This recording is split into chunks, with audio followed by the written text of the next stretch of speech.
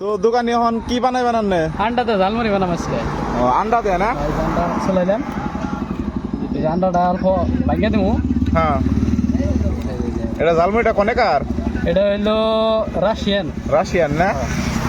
তাহলে বানান ইয়ার পরে কি দিবেন? এরপরে দেবো আপনার আলু।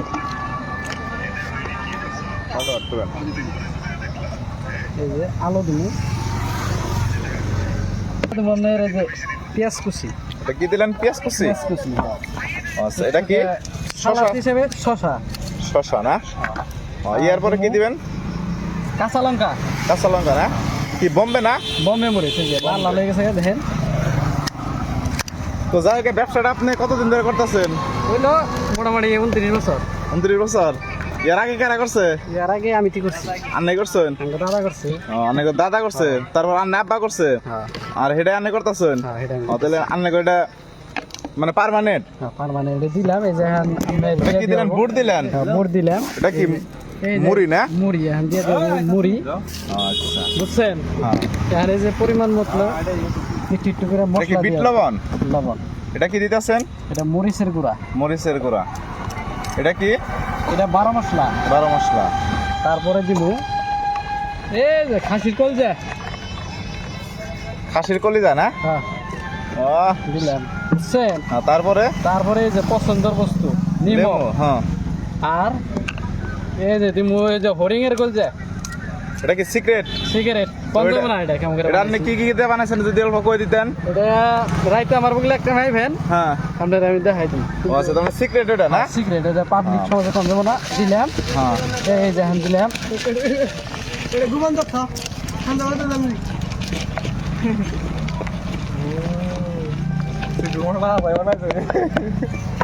ঝালমুড়ি রেডি এটা জালমুড়ি হয়ে গেল গা?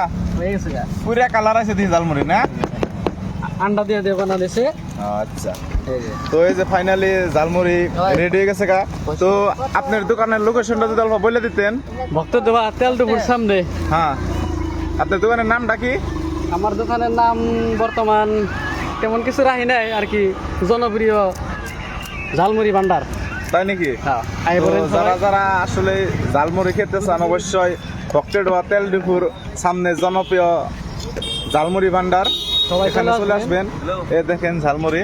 তো ঝালমুড়ি অল্প কেমন হয়েছে অল্প যদি রিভিউ দিতেন। একদম অনেক স্বাদ। অনেক স্বাদ না? একদম।